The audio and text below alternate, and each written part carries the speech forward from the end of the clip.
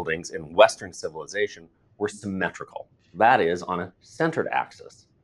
Ancient people constructed structures one block on top of another, supported by centered columns. So it is logical that the earliest books in printed material used a symmetrical approach. Because symmetry is a traditional form, it is often discounted as being old-fashioned or stodgy. Like all design, if managed with skill and craft, this couldn't be less true. Symmetrical typography and layout can be spectacular and communicate quality, strength, and classical ideals. The danger of symmetrical design is creating work that is expected and mediocre. Everything is centered on the page. There is little hierarchy or differences in scale, contrast, or interest. Good symmetrical design, like any composition, relies on balance, tension, and harmony.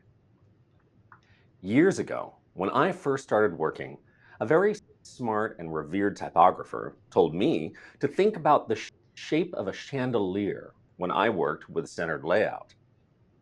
This doesn't mean copy the shape of a chandelier.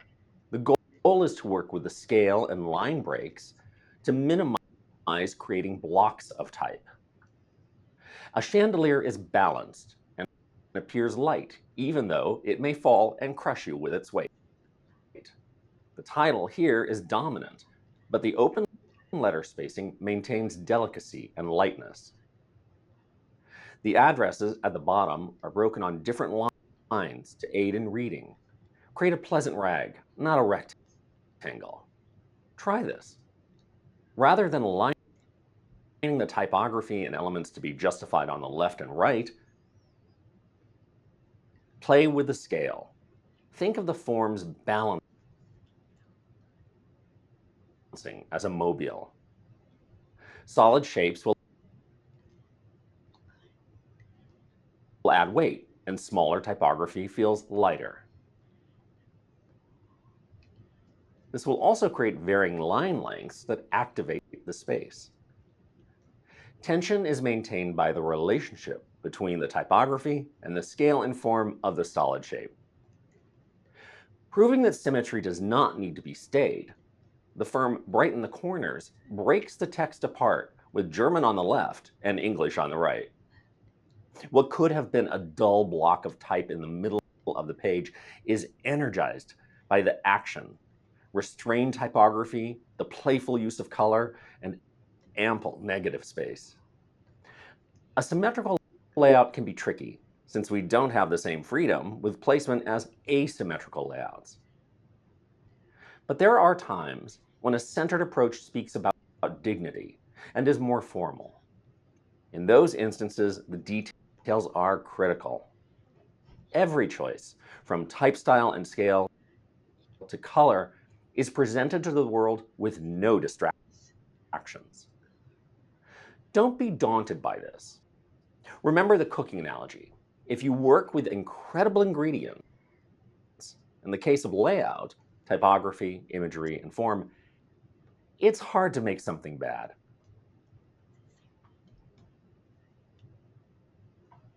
While the Western world was building symmetrical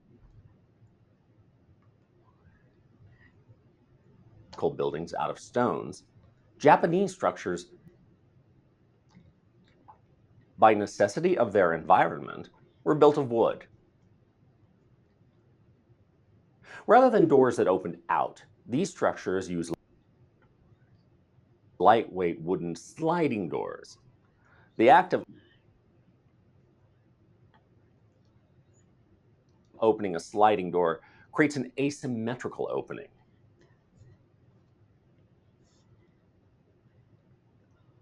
Western architects like Frank Lloyd Wright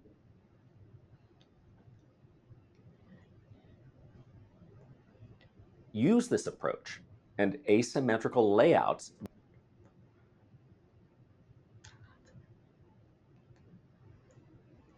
began to emerge.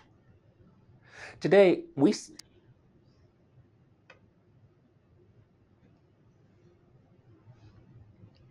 look at asymmetrical layout and assign them as modern.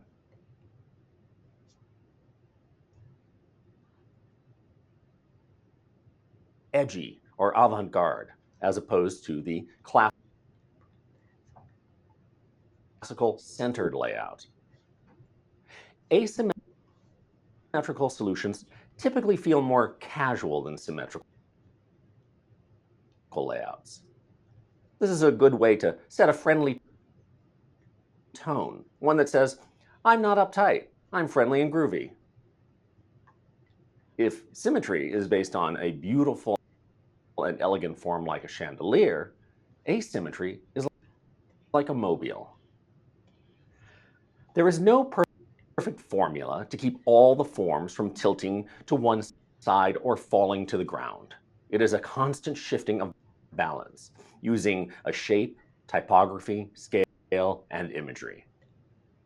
Remember, the goal isn't to make it all equal, but to allow the forms to feel as if they are in movement, interacting with each other. In the same way that symmetrical design is not always classical and formal, asymmetry can work with traditional forms and historical representation. This poster is perfectly acceptable here with centered imagery and typography. But when the image is centered left to right, but the typography remains flush left, it provides a modern and fresh vitality.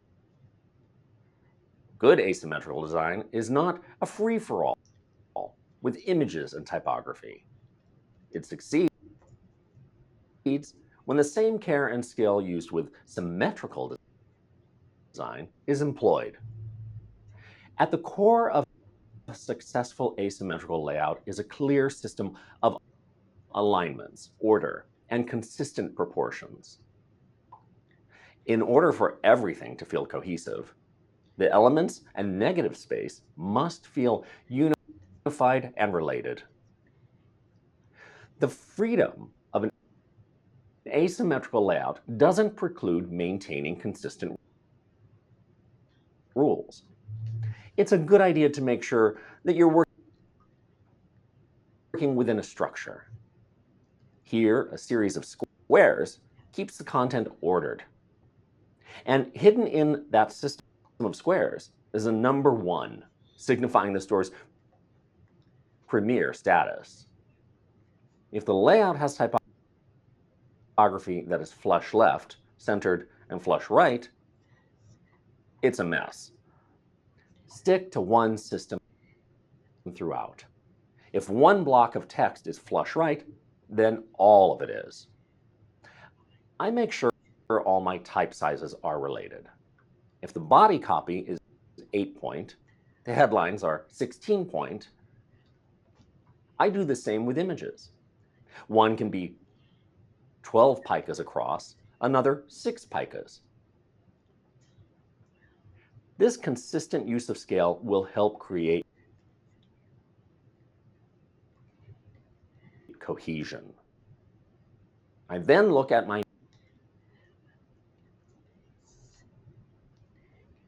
negative space. Is the space between the headline and copy related to the space between the text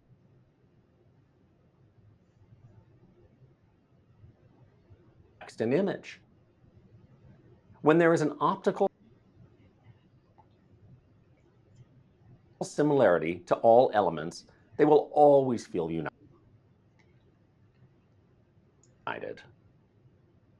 Asymmetry is a challenging balancing act, but the results can be unexpected, fresh, and energetic. And frankly, I like a good challenge.